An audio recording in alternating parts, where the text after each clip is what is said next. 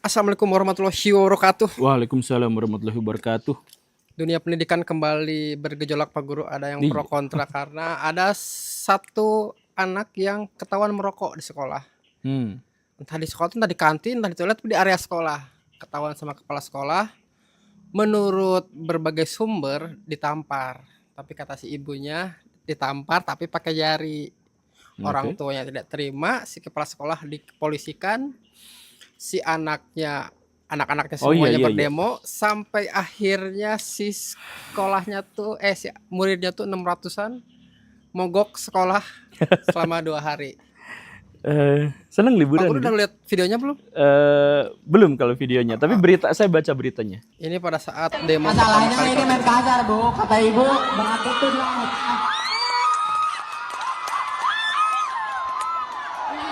Kata ibu berat itu, tapi ibu ngomongnya nggak berat itu, nggak kayak kepek lah. Saya tenang sekali. Tendang. Iya, Apanya yang tendang? belakangnya. Punggung. Kaki. Iya. Katanya aku ngeliat, katanya kamu pegang rokok. Oke. Katanya. Gitu. Bilang kata anjing segala. Iya. Itu histeria itu. Itu logika kerumunan ya. Tapi ingin saya tekankan pertama gini nih. Kalau ada kasus kekerasan misalkan di sekolah yang tidak memberikan dampak kerusakan permanen atau kerusakan tertentu yang membekas dan lain-lain, maka sebenarnya setiap sekolah itu sudah ada mekanismenya dan tidak usah dilaporkan kepada Pak Polisi. Gak usah. Jadi kalau misalkan cuman kepret-kepretan, ya misalkan yang seperti itu gitu kepretan ya. imut. Ya kepret-kepretan imut, atau misalkan ada guru nimpuk siswa gitu ya, pakai gergaji mesin yang masih menyala. Enggak, misalkan ya pakai kapur gitu dan sebagainya. Nah, itu sebenarnya bisa langsung dimediasikan. Jadi ada tempat mediasinya di situ. Jadi tidak harus didatangkan kepada Pak Polisi. Itu yang hal yang pertama gitu ya. Kemudian masalah yang kedua, ini kenapa Pak Polisinya langsung nanggapin gercep? Padahal seharusnya Pak Polisi juga tahu bahwa ini tuh masih ada di ranah sekolah. Kenapa Pak Polisinya gercep? Padahal itu ada maling yang sudah mau diberikan, sudah ini tidak gercep ya, tidak mau, malah ini aneh sih sebenarnya. Nah, makanya kecurigaan saya sebenarnya adalah bahwa di sekolah itu tuh memang ada kebencian yang besar terhadap kepala sekolahnya. Sepertinya sih ada akumulasi ketidaksukaan dari siswa-siswanya. Dan dari mungkin, gurunya juga sepertinya Pak Guru, karena guru-gurunya juga ada yang memberikan statement-statement yang mengatakan bahwa si kepala sekolahnya itu emosional. Pada anak-anak ataupun mungkin kepada dewan guru ya. Dan mungkin kejadian kemarin itu akumulatif dari kejadian kemarin ketika anak-anak mungkin ditegur diomelin di depan teman-temannya, di depan siswa yang lain. Memang kejadian kemarin itu Bapak, ketika kita sedang Jumat bersih, semua kita melakukan kegiatan Jumat bersih dengan kegiatannya masing-masing, kayak wali kelas itu di kelasnya masing-masing, lalu bukan wali kelas juga kita dibagi zona per zona gitu ketika kita sedang bersih-bersih. Memang pada jam itu mau sebentar lagi memang udah mau beres gitu, udah pada beres gitu. Biasa seperti biasa ya Pak, anak laki-laki mah biasa duluan gitu kan ke warung gitu. Nah, setelah itu mungkin ibu kepala sekolah keliling ya Pak ya, dan menemukan siswa yang sedang merokok. Nah, di situ yang namanya anak gitu, jangankan ketemu sama kepala sekolah, ketemu guru aja kalau ngerokok kan panik, dibuang lagi rokok itu, lari kan anak-anak. Nah, di situ ibu kepala emosinya meluap-luap gitu, marah-marah kepada anak tersebut. Nah, itu dia. Jadi biasanya ini tuh biasanya selesai dengan sangat mudah. Tapi di sini sampai ada gejolak, sampai ada siswa yang kompakan untuk mogok. Siswa kompakan mogok itu pasti digerakkan. Sekali lagi ya, dalam psikologi sosial ada hukum, namanya manusia. Manusia tuh gak mungkin kompak bergerak pada tujuan yang sama tanpa dikomando. Jadi kalau ada 600 sekian siswa kompak sama-sama untuk melengsarkan kepala sekolah dan atau untuk mogok, itu pasti dikomando. Dan konspirasi dari statement satu arah dari si kepala sekolahnya juga menyatakan bahwa anak-anak yang mau masuk sekolah ada pengancaman kalau misalkan masuk. dari Oh, satu arah gitu. dari si kepala sekolahnya ya. Nah, iya itu. Jadi itu sesuai dugaan saya, itu memang seperti itu. Dan lagi-lagi ini adalah menegaskan masalahnya bukan hanya pengepretan itu. Pasti ada masalah besar yang berlarut-larut tidak selesai. Entah itu kepala sekolahnya yang terlalu galak dan emosional seperti dalam sebuah klaim. Entah itu ada masalah yang cukup berat, misalkan persaingan antar guru untuk jadi wakasek gitu dan lain-lain. Atau ya ada misalkan ada kasus korupsi di sana yang bagi-bagi uangnya tidak merata, misalkan ya apapun itu harus ada penyelidikan untuk menegaskan konteks dari peristiwa ini. Begitu. Nah, kemudian tanggapan saya berikutnya terhadap anak yang ngerokok Di lingkungan sekolah ya. di lingkungan Kita sekolah. konteksnya di lingkungan Iya, di sekolah. lingkungan sekolah. Tolong jangan disponsori sama rokok-rokok ilegal ya. Itu jangan-jangan jadi ladang sama rokok ilegal dijadikan duta gitu ya. Karena ini tokoh pemberani rela memperjuangkan hak untuk ngerokok di ruang sekolah misalkan gitu ya. Nah, untuk siswa yang tukang ngerokok itu seharusnya senyamannya Anda itu tidak melaporkan kepada orang tua, dan orang tua juga selayaknya tidak melaporkan kepada polisi, dan polisi pun selayaknya memediasi, bukan datang kemudian untuk menangkap atau apa segala rupa, enggak. Saya nggak tahu itu perkembangannya kayak gimana, cuman polisi Perkembangannya seharusnya- damai mereka Pak Apa? Guru. Perkembangannya sih damai juga anaknya sebenarnya damai. tidak boleh sih. Kalau sudah ada akumulasi kekecewaan, damai itu gak bagus. Damai itu jadi penyakit. Kalau damai, gini nih ya, kalau damai, semua orang yang ada di situ merasa masih punya urusan yang belum selesai. Dan karena itu, maka iklim di ruang guru, iklim di ruang kepala sekolah, iklim di sekolah itu gak akan nyaman lagi. Dirimu ribut habis-habisan dengan seseorang di sebuah perusahaan, dan kemudian karena sudah viral, terpaksa damai, dan harus kerja bareng sama dia, harus bekerja sama bareng sama dia, dan lain-lain, itu gak nyaman. Jadi seharusnya memang ada sesuatu gitu ya, tapi intinya gini nih, harusnya tidak usah di blow up, dan siswa-siswa yang ada di sana juga seharusnya tidak usah mogok. Jadi itu bisa diselesaikan, sudah ada mekanismenya. Seharusnya sih seperti itu. Perokok tetap harus dapat ganjaran. Itu kejadiannya di mana? Di Banten. Oh, di Banten. Ya, perokok harus dapat ganjaran. Dan orang tua harus ikhlas ketika anaknya itu diganjar. Diganjar Pranowo. Nggak, maaf ya Pak. Nah, ini tuh jadi ngebuat agak bingung apakah si siswanya yang lembek, siswa-siswa era sekarang ya yang mengatakannya ya, atau emang si tamparan itu udah nggak relevan lagi di era sekarang gitu. Tiga-tiganya. Jadi tamparan itu sekarang tidak relevan. Ya karena coba kalau misalkan dirimu ditampar gitu, plak.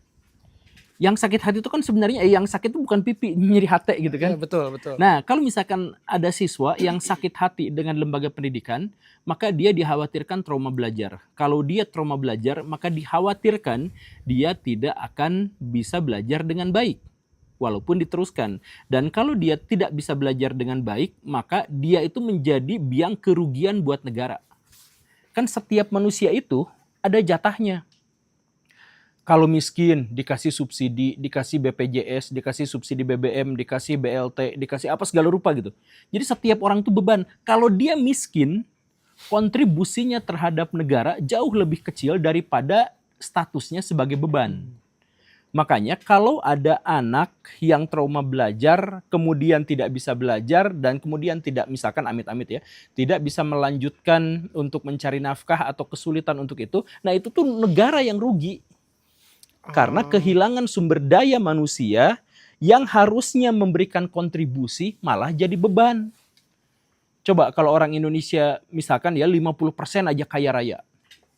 Kaya di Swiss misalkan atau di Monaco gitu, 70% kaya.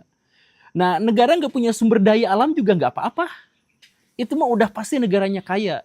Karena si orang-orang itu berkontribusi positif terhadap ekonomi negara. Mereka tuh pasti misalkan ya bikin hotel.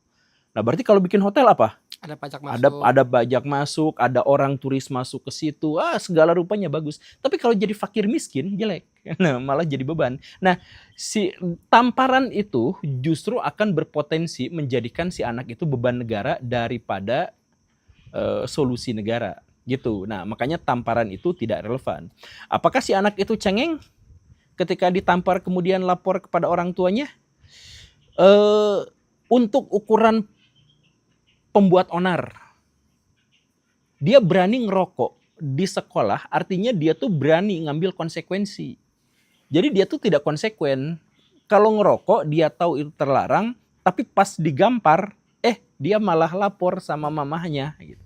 Nah itu bukan lembek lagi, itu artinya adalah orang yang tidak konsekuen. Dia parah banget, itu tidak baik gitu ya. Dan itu terjadi pada banyak orang di muka bumi ini gitu ya. Jadi sudah melakukan, dia tahu itu salah, tapi dia menolak untuk dapat konsekuensinya. Nah itu si siswanya. Si orang tuanya lebih lembek lagi. Dia overreacting gak sih? Over, jelas over. Ya tapi overnya juga kita belum tahu sih, karena laporan dari anaknya kepada si mamah papahnya itu kan Akan adalah hiperbolanya mungkin. ya ekstrim hiperbolanya. Iya. Apa sih, digebuk bagian kepala belakang, apalah segala rupa yang kayak gitunya. Nah mungkin si orang tuanya itu langsung impulsif dan setelah itu dia lapor polisi gitu. Tapi ya sekali lagi saya belum tahu tindakan polisi seperti apa, tapi tindakan yang paling tepat menurut peraturan yang berlaku, sekolah tuh punya hak dan punya otoritas dalam kasus-kasus kecil. Jadi gak usah ngomong keluar. Ya karena dampaknya kan jadi jelek gitu. Nah yang saya khawatirkan itu adalah ada pihak tertentu yang memiliki kekuatan menggerakkan siswa untuk mogok. Nah orang itu yang harusnya dicari. Dan dia bisa memanfaatkan momen. Karena dia pemain gitu. Karena dia pemain gitu. Jadi pemain itu maksudnya dia sampai mau dan bisa menggerakkan siswa yang seharusnya itu tidak digerakkan. Siswa itu tidak boleh dieksploitasi untuk urusan-urusan politik lokal seperti itu. Itu gak boleh, tapi ternyata ada orang yang cukup tega untuk melakukan itu. Jadi saya pikir yang harusnya kita jauhi itu ya di luar konteks kepala sekolahnya ya dan kesalahannya. Itu orang itu tuh yang katanya ngancam, yang katanya ngumpulin massa, yang menggerakkan dan mengomando siswanya. Tapi ini masalah si siswa yang ngerokok ini. Entah siswa atau sekarang mah emang usia orang merokok tuh semakin turun tuh. Belasan tahun tuh udah mulai ngerokok tuh. Saya tipe yang gak ngerokok, jadi saya gak ngerti tuh si nikmatnya ngerokok tuh apa. Saya pernah nyoba dan menurut saya tuh gak enak. Jadi gak suka. Orang yang udah terlanjur candu, saya juga ngerasa kayaknya mereka akan seumur hidupnya akan ngerokok nih. Ada gak sih di level data yang kayak perokok tuh di negara mana yang tadinya tinggi jadi turun? Karena rokok cukai dinaikkan, ada rokok ilegal. Jadi selalu ada cara untuk ini gitu. Meskipun pemerintah beralasan bahwa pajak dari rokok tuh besar ya. Saya baca kemarin tuh sebuah negara berhasil untuk menurunkan, negara apa ya di Eropa dah? Mereka tuh berhasil untuk menurunkan jumlah pengkonsumsi rokok. Nah tapi intinya gini nih, kebanyakan perokok itu fakir miskin. Kebanyakan ya. Jadi kalau jadi persentase rokok di orang kaya dengan orang miskin itu banyakan di orang miskin. Emang karena orang miskinnya banyak karena jadi si angkanya banyak Bukan. juga. Dalam hitungan persentase proporsional gitu. Jadi kalau jumlahnya sama-sama segitu, persentase fakir miskin yang merokok itu lebih banyak daripada orang kaya dan mapan yang merokok. Nah, kenapa bisa seperti itu? Karena 70% perokok yang ada di Indonesia itu merokok gara-gara untuk cari validasi. Pada saat kecilnya ini atau Iya pasti diajakin. Awalnya. Ngerokok atau kamu tuh siga bencong wae mana itu ngerokok. Nah gitu kan? Ya itu saya gitu sih dulu digituin. Iya. Nah itu logika yang salah sebenarnya karena bencong-bencong itu sering ngerokok. Gitu ya. Nah, itu jokes abadi tuh Jokes untuk abadi, orang gitu yang ya. nggak ngerokok. Iya. Saya mohon menyebut istilah bencong itu karena itu adalah istilah umum di masyarakat gitu ya. Nah, tapi balik lagi. Jadi kenapa banyak fakir miskinnya? Karena fakir miskin itu karakteristiknya adalah stres, tertekan, Dan karena itu maka dia butuh pengakuan. Jadi dia akan melakukan apapun dan lebih tergesa-gesa untuk melakukan apapun demi mendapatkan pengakuan, penghargaan, validasi dari pihak lain. Orang raya yang pernah saya lihat, misalkan saya ketahui, sangat tidak mau ketemu sama orang sembarangan. Karena apa? Terlalu kaya. Orang yang terlalu miskin sangat ingin menekankan, saya teh kenal si itu, saya teh kenal si itu dan sebagainya. Nah, rokok itu apa? Validasi bahwa dirinya itu ada dalam pergaulan luas. Nah, inilah yang menyebabkan fakir miskin perokok itu lebih banyak daripada orang kaya. Nah, makanya kalau misalkan mau mengurangi angka rokok, ya sebenarnya rakyatnya dikayakan atau rakyatnya dibuat tidak stres sehingga dia butuh validasi begini dan begitu. Dan rokok juga sebenarnya adalah salah satu tema yang paling kontroversial gitu. Saya sering dulu tuh pernah mengajukan gitu. Daripada pemerintah menghabiskan anggaran begitu banyaknya untuk kampanye anti rokok, tapi di sisi lain mereka mendapatkan cukainya dari rokok, kenapa tidak bikin penelitian untuk bikin rokok sehat? Penelitian untuk bikin rokok sehat itu jauh lebih murah daripada ongkos mengeluarkan kampanye anti rokok. Yang kemudian justru cukai rokoknya diambil sama negara. Jadi bagi saya ini tuh adalah masalah rokok itu masalah yang sangat absurd gitu. Bener-bener juga sih, karena kan pajak dari cukai gede banget ya. Iya. Mau dihentikan, jadi serba bingung Enggak, gitu. coba misalkan gininya, dulu ada kampanye. Merokok membunuhmu. Oke? Pajaknya diambil sama pemerintah. Artinya pemerintah pembunuh bayaran. Si rokok itu perusahaan rokok pembunuh bayaran yang dibayar oleh pemerintah. Pemerintah ngebayar produsen rokok untuk ngebunuhin rakyatnya. Nah, nanti cukainya diambil sama pemerintah. Kan gitu kan logika berpikirnya tuh gitu. Nah, jadi sebenarnya ini tuh ngaco gitu. Agak membingungkan gitu. Nah, tapi balik lagi, coba mungkin gak sih kita bikin rokok yang menyehatkan gitu? Ya, sebenarnya ada potensi ke arah sana sih dan bisa aja gitu sebenarnya gitu ya. Nah, teknologi sekarang sudah canggih, apa-apa juga sudah canggih. Anggaplah rokok teh rasanya pig inhaler gitu. Kesedotnya jadi lega gitu misalkan. Kan itu solusi itu dilempar ke vape dan pot. Iya, vape-nya ternyata juga sekarang berkembang pesat tanpa pengawasan yang cukup. Jadi lebih banyak yang bahayanya tuh lebih besar daripada rokok konservatif gitu. Kayak gitu. Jadi ya ini masalah hukum di Indonesia sih. Dan dulu saya tuh pernah baca sebuah data tapi saya lupa ininya. Jadi fakir miskin di Indonesia itu menghabiskan 22% anggaran uangnya itu untuk rokok. Padak juga ya kalau misalkan mereka penghasilannya semua 20.000 dia. Iya. Tapi bener kan banyak kan yang tukang ini betul banyak. Yang penghasilannya 20.000, 30.000, tapi kan, rokok gitu. Saya sebagai orang yang bapak saya tukang warung sih saya ngerti. Oh gitu. Bapakmu perokok ya? Perokok dan banyak fakir miskin yang iya, tapi kalau sekarang datanya pasti itu kan data jadul yang dulu pernah saya baca gitu ya. Kalau sekarang kayaknya nggak sampai 22% sih. Karena sekarang juga ada pesaing rokok yaitu judol ya. Iya, itu benar. Kayaknya menghabiskan anggaran lebih besar daripada rokok. Itu semakin takut gini kalau misalkan pada siswa-siswanya udah mulai kenal judol agak ngeri juga. Udah, alhamdulillah di Indonesia siswa-siswinya sudah kenal judol ya. Waduh, karena itu bisa diakses di HP dengan sangat mudah. Iya, dan kadang-kadang ngakunya tuh game gitu kan. Si judol tuh kan ngakunya betul. Tuh game.